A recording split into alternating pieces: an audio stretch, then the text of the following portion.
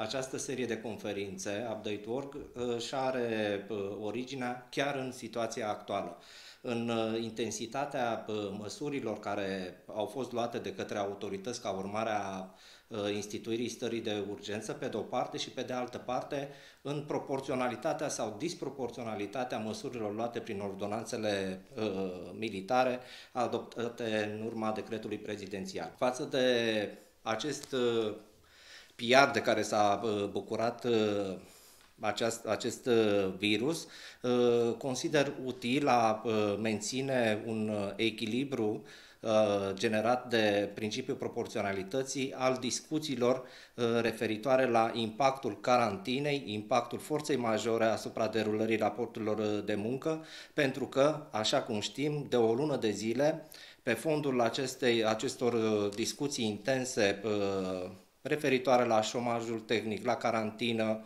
la forța majoră, s-a omis a se avea în vedere că toate aceste aspecte sunt de scurtă durată, au în vedere starea de urgență, însăși actele normative adoptate cu privire la securitatea și socială și financiară și în ceea ce privește sănătatea salariaților sunt de scurtă durată, au un caracter excepțional, privește exclusiv perioada pentru care au fost instituite aceste stări, această situație de urgență. În această conferință vom discuta și vom aduce și vom puncta, sper eu, cât mai larg impactul asupra relațiilor de muncă. Va trebui să găsim și să oferim celor care ne ascultă și ne urmăresc soluții legale pentru derularea în bune condiții a raporturilor de muncă. Trebuie să avem în vedere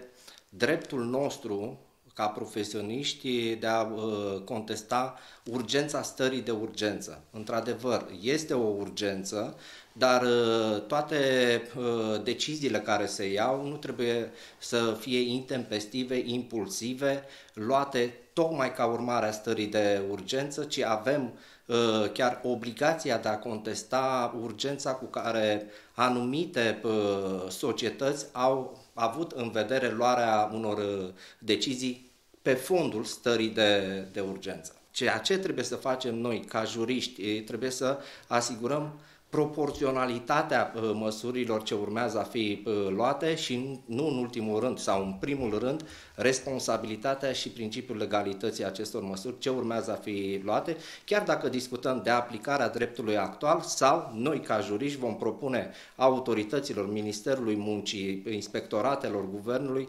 anumite soluții care trebuie urmărite pentru buna derulare a raporturilor de muncă. Mă refer aici în contextul flexibilizării acestor relații de muncă, pentru că vrem, nu vrem, tehnologiile informaționale vor aduce sau au în vedere și flexibilitatea derulării raporturilor de muncă. Pe lângă impactul financiar, mă refer la remunerarea salariaților pentru activitatea depusă către angajatori, va trebui să avem în vedere și impactul social al acestor două noțiuni, dacă în ceea ce privește carantina aceasta, carantina instituționalizată și izolarea la domiciliu, acestea se vor dispărea odată cu ridicarea măsurilor sanitare impuse de către Guvernul României.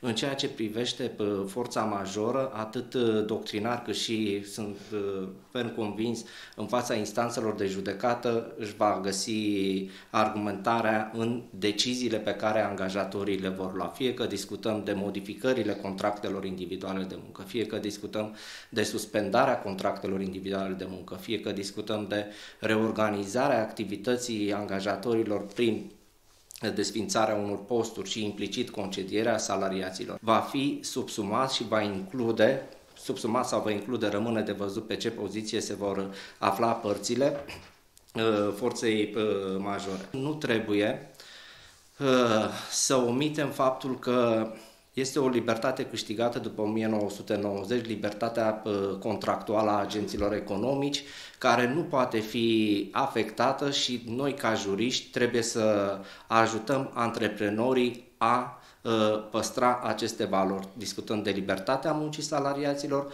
discutăm de libertatea contractuală, de oportunitatea deciziilor pe care aceștia le-ar lua. Sub aceste două mari libertăți trebuie să se discute toate aspectele ce privesc derularea raporturilor de muncă, libertatea contractuală și libertatea oportunității angajatorilor de a lua anumite măsuri și libertatea muncii salariaților. După ce vor înceta suspendările contractelor individuale de muncă, la nivelul fiecărui angajator sau la nivelul industriilor se vor pune în discuție reorganizări ample. Ce vom face cu salariații care au fost susținuți de către stat prin acordarea acestui șomaj tehnic? Vom apela direct sau imediat la concedieri sau se va naște o discuție absolut necesară la nivelul guvernului și la nivelul cercurilor juridice cu privire la soluțiile care trebuie urmate. De asemenea, consider că pe lângă mediul juridic și mediul de afaceri are chiar obligația de a pune în discuții și de a organiza medii în care să se aibă în vedere pârghile prin care urmează a avea loc reorganizarea activității acestora și totodată, așa cum am arătat și în alte intervenții publice, așteptăm și sindicatele care trebuie să înțeleagă că nu vor mai avea și nu au cum să pună în discuție apărarea drepturilor și intereselor unor salariați dacă nu există un angajator viabil. Și trebuie să privim această forță majoră, această criză care s-a instituit ca urmare a răspândirii coronavirusului ca o oportunitate, ca o restartare a anumitor noțiuni și pornirea de la zero, așa cum se va întâmpla și în alte economii. Nu consider că luarea măsurii concedierii salariaților va fi una care va conduce la o însănătoșire a mediului economic, ci va trebui avut în vedere,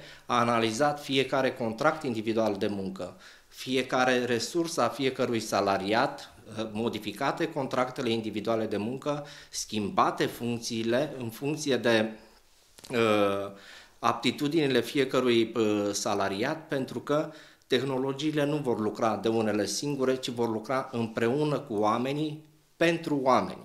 Nu vor exista tehnologii care vor lucra ele însele pentru alte tehnologii. Nu va lucra un robot pentru un robot. Un robot va lucra sau o platformă de inteligență artificială va lucra cu oameni și pentru oameni. Trebuie să avem în vedere toate aceste aspecte și să remodelăm toate viziunile care existau până la sfârșitul anului trecut, începutul anului 2020. Un aspect foarte important și un drept foarte important asupra căruia se reflectă atât carantina, dar mai ales forța majoră. Carantina se va termina. Da?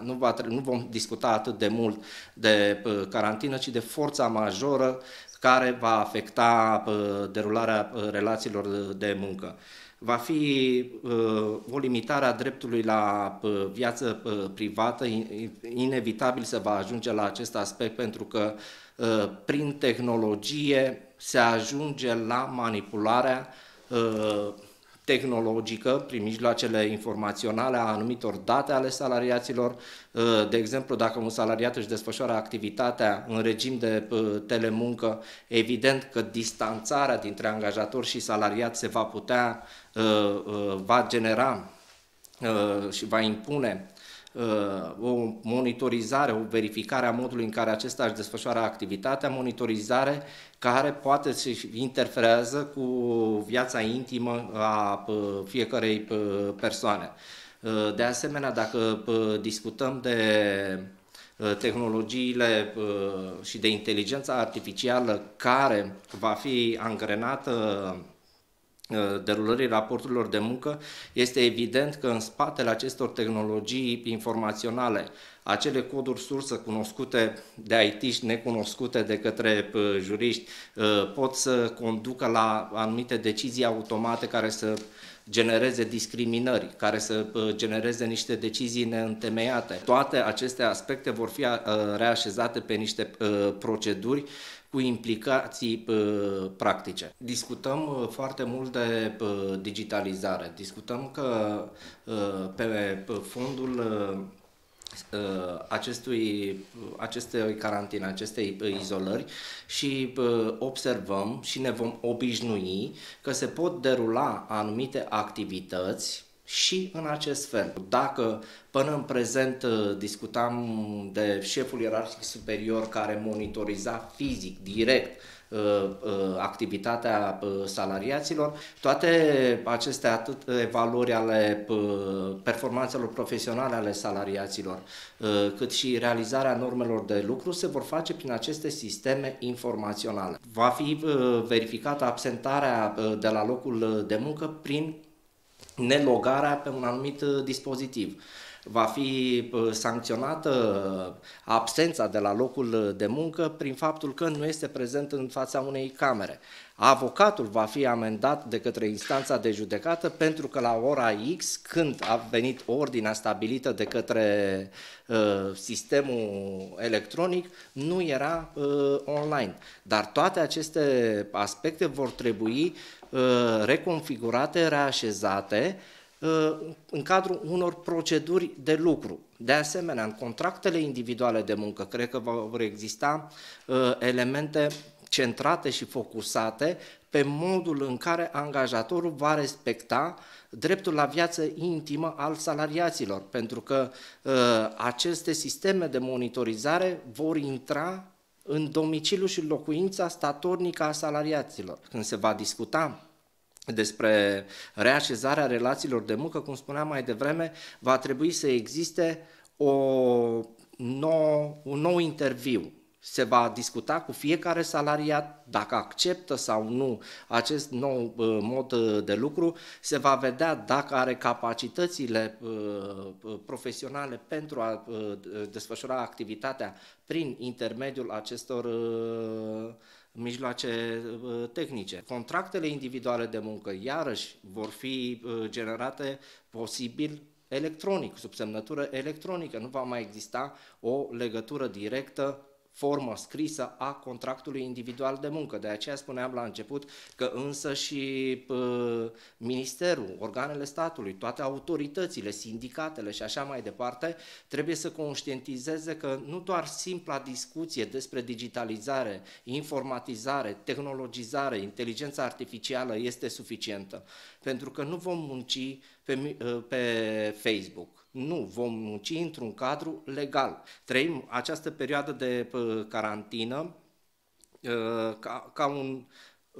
ca o punte între două moduri de desfășurare a activității. Dacă la început spuneam că avem dreptul de a contesta urgența stării de urgență, acum aș atenționa pe cei care sunt determinați de a lua decizii de genul acesta impulsive, atenție să nu folosiți major forța majoră.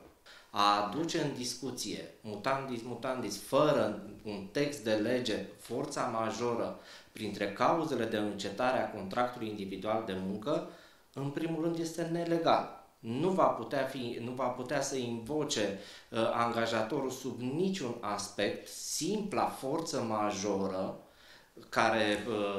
ca situație de fapt pentru încetarea unui contract individual de muncă. Va trebui să arate care sunt cauzele efective. Trebuie să dezvolte această forță majoră în cuprinsul deciziei de concediu, să motiveze de ce forța majoră a generat o eliminare a activităților pe care salariatul le desfășura în poziția respectivă. A invoca la modul general forța majoră, în primul rând, este nelegal, nu se află printre cauzele de încetare a contractului individual de muncă și, în al doilea rând, este neîntemeiat.